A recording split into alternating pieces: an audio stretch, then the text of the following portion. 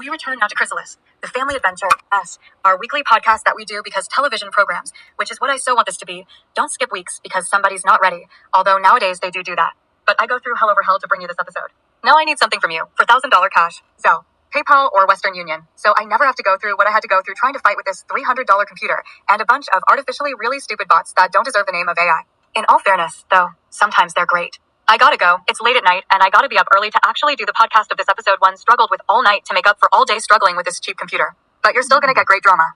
And when each of you contributes just one measly dollar to the fund so that all 4,000 of you together and help generate an even better show that'll blow away all those punks collecting a paycheck on Amazon, Netflix, Prime, and Hulu for work far inferior to my work, and I've earned the right to say that the future of television and of the planet will be bright. Thank you. And now, without further ado, sit back, enjoy, and forget what I just said until the episode is over. CHRYSALIS, the family adventure, episode 81. The cheat sheet you can't see. Fade in. Voiceover. Previously on CHRYSALIS, the family adventure, int. The house, Samantha's room, night. Samantha and Amanda are in bed together. Samantha. Thanks for stopping by. I'm exhausted. But I love your company, especially since we can't see each other now. That the trial's on. And thanks for the buzz. She moves closer to Samantha and plants sweet kisses on her face. Samantha accepts it, but does not reciprocate. Amanda. Come on, just for a little while. Before the morning. Samantha. No, don't do that. Cut to Amanda. Come on. As she's doing all the sexual moving by herself. What's wrong? Samantha. Amanda, I really want to, but Amanda stops her moves, trying to just hold Samantha as tenderly as possible, which Samantha welcomes. Samantha. I want your affection, but Amanda. I know what you're gonna say. Samantha. Thanks for knowing it because it is so hard to say. Cut to I love Kamala. What we have is so special. Perhaps the trial reminded me how special our bond is. Cut to. They hold each other and stare into the darkness of space at the ceiling. Samantha. I think it might be Josh too. Amanda. What do you mean? Samantha. He's my brother, and I really love him. Cut to. He's lying alone in that hard, cold prison cell among a bunch of men who are the last thing he wants to have any relations with. Amanda. He probably plays with himself at night. Cut to Samantha. Hey, what if Josh is playing with himself and imagining himself with you? You better catch him. Amanda. You want to help me out? Samantha. No, I can't be part of you and Josh having a private moment. That's really gross. Amanda. Just thought I'd give it a shot for what it's worth. Samantha. You can't just play with yourself? Amanda. I am. Samantha. Do you want me to go so you two can have some privacy? Amanda. Can I tell you a secret? Samantha. What? I hope this is not. Amanda. An incestuous threesome. Caption, and now continuing on in and out of the cocoon. Samantha. Very soft. To herself only. What the fuck? Theme music / display. Samantha. Very soft. During theme music. To herself only. Who have I got in bed next to me? But wait a minute, she's my friend. Caption, the family adventure continues. Samantha. What the? Although you can't see her, Amanda is very uncomfortable having said that. Samantha. Breathing out heavy. Amanda, I can't. Not like this. Amanda. Shit, I'm sorry. Practically in tears. My boyfriend's been ripped from me. Samantha. Yeah, but that's way out of my comfort zone. Amanda. Maybe I better go. Samantha. Yeah. Amanda gets herself up and gets dressed while Samantha lies in bed looking into space, not showing any emotion but clearly upset. The scene is one of discomfort, awkward, as Amanda readies herself as she always does for the outside. Amanda. Do you think maybe we should talk about this? Samantha. Yeah. Someday. Amanda puts her coat on and turns to walk out. She then stops and turns towards Samantha and leans over the bed to hug and kiss her. Samantha. Just go. Rolls over to the wall. Amanda. Goodbye. I'm sorry. Leaves and closes door. Samantha can be heard crying softly and deeply. int/ext inside a moving bus. Day. Samantha, kind of tired and leaning against the window, is with Kamala. They sit a little while as the bus moves. Kamala. Everything all right? Samantha looks at her with a look of being very troubled and trapped and angry / annoyed, but then collects herself. Kamala. What's going on? Samantha looks a mixture of pissed, falling apart, and trapped. Samantha.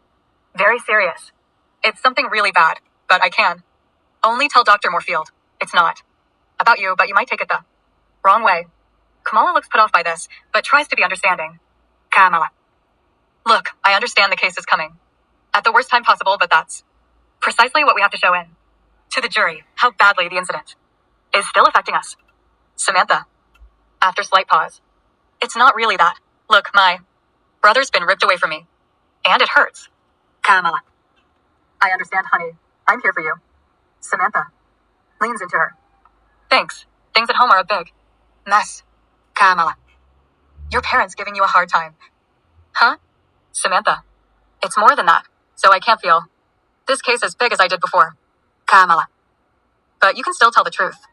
About what happened if you're asked. To testify? Samantha. With sincere look. Yes, I can. I will. I promise. Kamala. You're doing it for you too. Samantha. I know.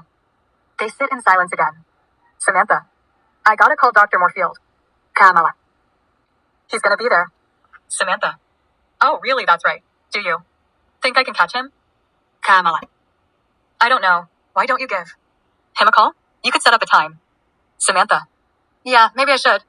She dials. Samantha can't. Do you think he'll get it? Kamala. Can't really say. I don't know how. Mental health professionals keep tabs on their calls, but just grab him when the time opens up.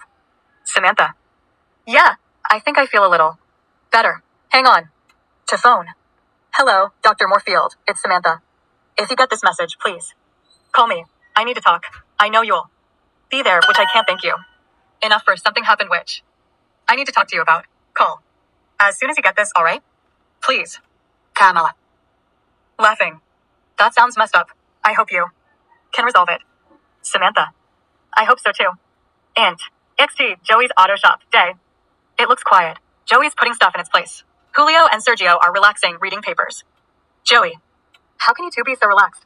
Sergio. Se pasa. We've been through worse. Joey. I know I never told you this enough.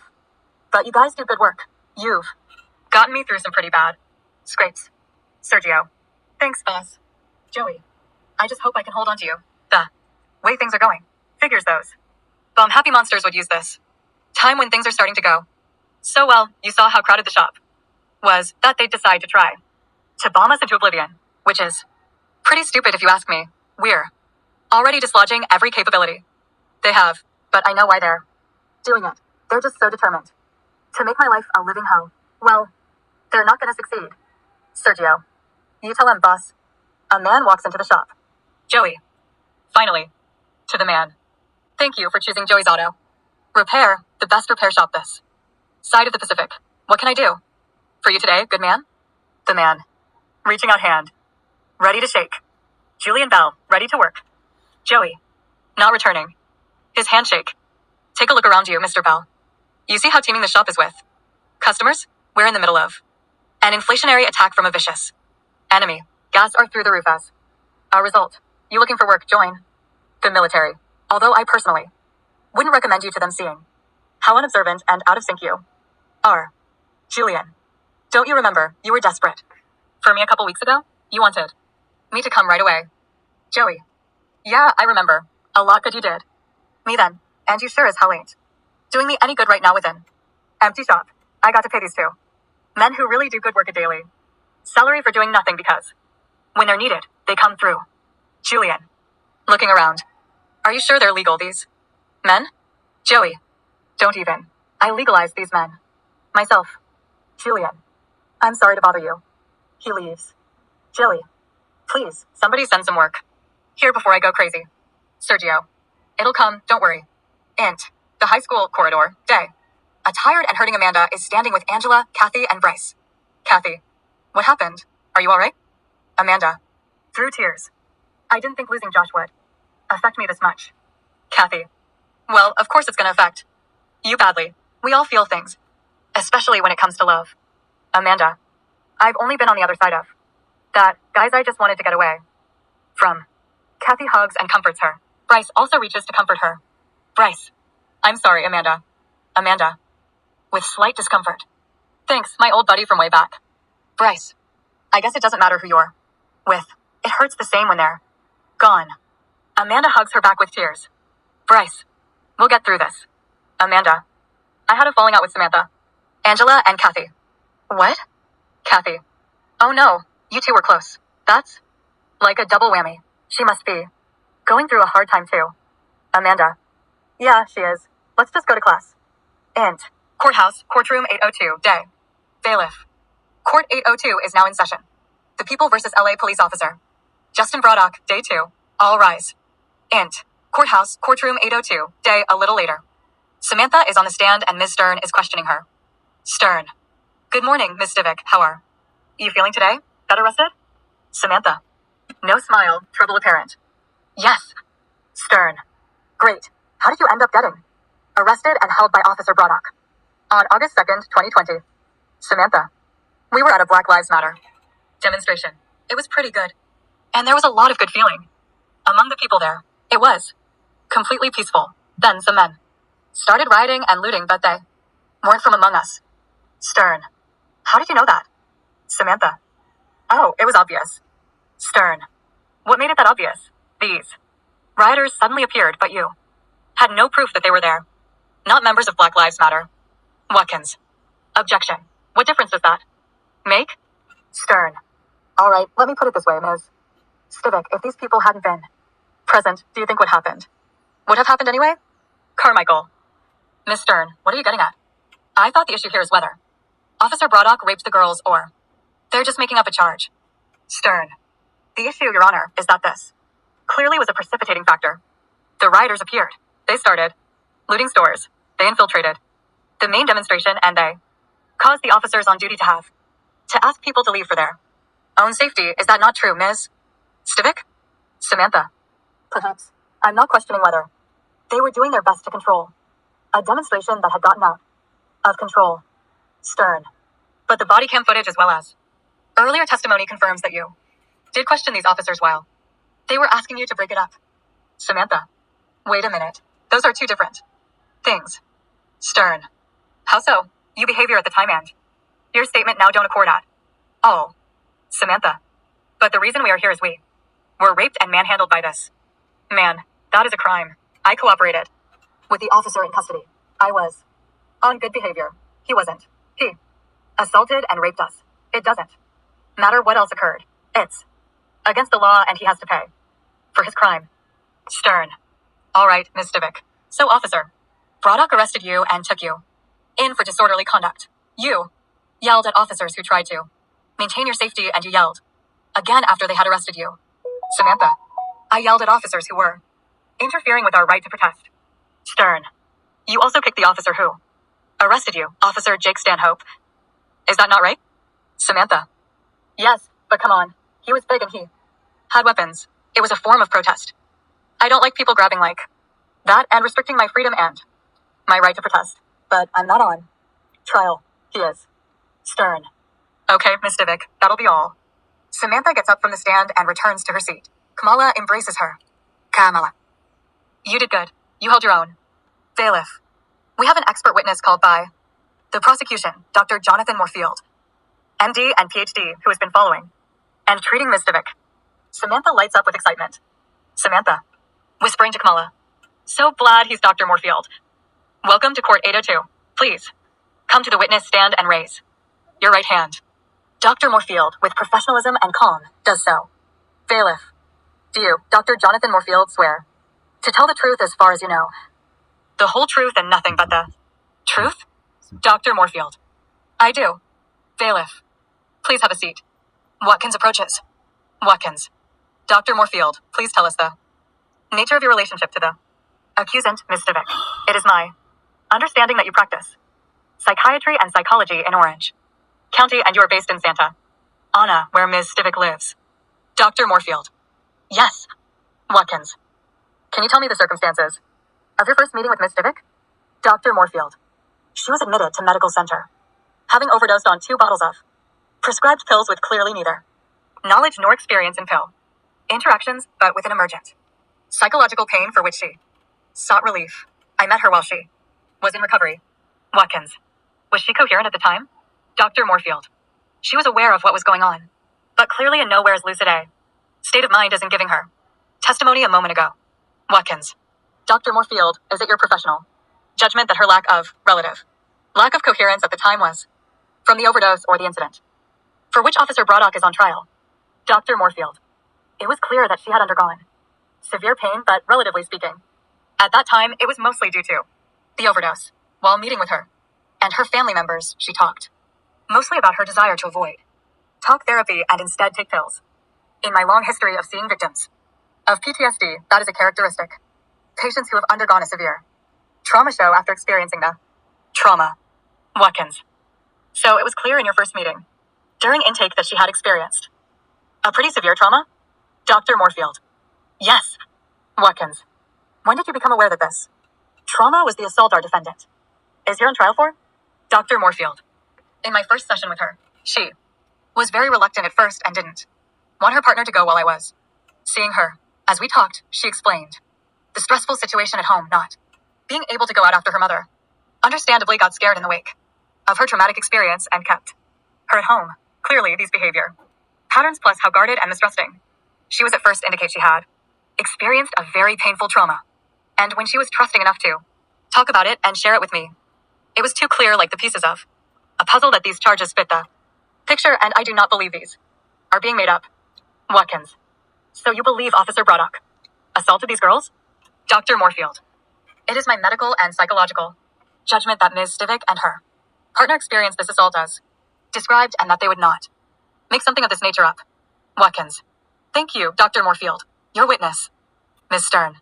As Watkins returns to his seat, Ms. Stern gets up and stands before Dr. Morfield. Stern. How are you today, Dr. Morfield? Dr. Morfield. I'm doing well, thank you. Stern. Tell me more about Samantha as a patient. Is she compliant with her meds? Dr. Morfield. Oh, that's one thing I never had to worry about with her.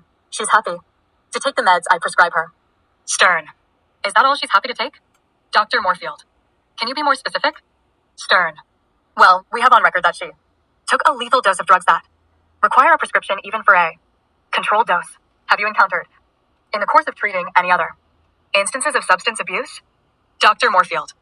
It's well documented in the scientific literature that addiction is often, though not always, associated with PTSD. Miss Stivic, after she returned home and associated with peers at her school, has struggled with the desire I already attested to of wanting a fix to help her deal with the extreme pressure of living this way at times, and with a host of pressures in her home life and a large gap in her education while she healed in institutionalized treatment. She's doing quite well considering her remarkable progress from that fateful day that I met her. Something I feel it is important for her to be cognizant of as she meets the very unusual many challenges she must face in repairing the trauma. Stern. Do you feel the effects of some of the substances she has used or uses include being unable to distinguish between imagination and reality? Dr. Morfield. No, she is not at that extreme a degree of hallucinatory ideations to blur the line between fact and fantasy. Stern. Thank you, Dr. Int/EXT. Dr. Morfield's car. Day. Dr. Morfield is driving the girls back to Santa Ana. Dr. Morfield. You had called earlier. Did you want to talk about it here? Samantha. No, I think that's more appropriate for the office. I'll manage somehow. Kamala. I feel. Never mind, sorry. Dr. Morfield. Did you want to share something? Kamala. Yeah, I just feel weird that she's keeping a secret, but I don't want to upset things between us. Dr. Morfield. You remember how upset you got when she betrayed a secret of yours, don't you? Kamala. Yes, but that was an old secret. Dr. Morfield. It doesn't matter. We all have areas we lose comfort. Samantha. I have a request that's related to it. Can we please go to see Josh after she goes home? I haven't seen him at all. Dr. Morfield. I could drop you there. Int. The Santa Ana jail visiting area. Day. Amanda and Josh are in their usual spots at the visitors table, holding hands. Josh. Baby, I'm so glad to see you. Why? Are you crying? Amanda. I did something really bad. Please. Don't be mad at me. I know I promised. I'm so weak. I hope you can forgive me. Josh. I was really counting on you, the one shining light in my corner. It really kept me going. I could have lived with not being able to touch you. Amanda. Maybe if I tell you who it was, you won't be so upset. Josh. What was it, a movie star? Amanda. It was Samantha. I swear, baby, I love you as much as I did before. More so. I'm just weak. I'm just... Josh. Don't say anything. I don't feel as bad now. She's my sister, so that makes it like you were making it with me. I mean, it's not. Amanda. I'm not finished. She won't talk. to me now. Said I took it too far. Josh, honey, I need you more than ever. Josh, you really are weak. I'm fucking in. Jail carrying the load for both of us. And you're getting into this. Shit? I wish you hadn't said that. At least that way I could go back. In the cell feeling that special. That you'd give up all sex for me. Amanda. Josh, that's how I really do feel. Guard, OS then visible. Mr. Stivic, you have another visitor. You have to go, ma'am. Josh. Mom, I'm sure. Okay, baby, go. We'll talk again. If you keep coming back. I'll know you mean serious. Amanda. I do, honey. It was a mistake. Please. Forgive me. I really love you. Josh. It's not like I really have much of a choice. They let go of their hands instead of a passionate embrace, and their parting's coldness is clear. And the jail, visitor waiting area, day. Amanda enters the room from visiting Josh. As she makes her way out, she and Samantha, who's on her way in, run into each other. The awkward discomfort is painful. Samantha. I just want you to know the silence has been hard to keep. Everywhere I went, people said what's wrong. I couldn't say a word. It's as much my bad as yours. Amanda reaches to her to hug her, but guards move in to stop it. Samantha. I'm not ready for that still. She moves away from her, leaving Amanda in the room to exit by herself. Giselle appears as Amanda is about to leave. She silently acknowledges Giselle with a silent greeting. Giselle. My son tells me you're his rock, his reason for living. Well, if that's how he feels, please take care of him. Raise him up with each visit. Because if I ever find out that you betrayed him, I swear I will hunt you down and it will be your last day on earth. Amanda is like the last of her has been taken out of her.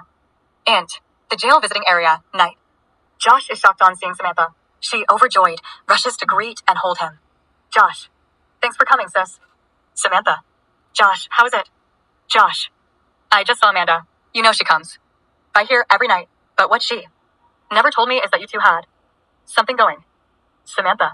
It was only one night. Josh. I'm supposed to feel good about that? Do you know how many nights I got to spend in the arms of a girl to say nothing of her more intimate parts? Samantha. Josh, I'm so sorry. I got mad at her. Josh. Is that supposed to make me feel better? You fucked up and I'm not supposed to feel any pain that you fucking stole my girl? I wanted this to be a heartfelt moment between us. Because we have a special bond now. One else has. I'm beginning to feel it's better on the inside. There's usually at least one person there I can talk to, and they're on the level. Because we both got nothing to lose. Fade out.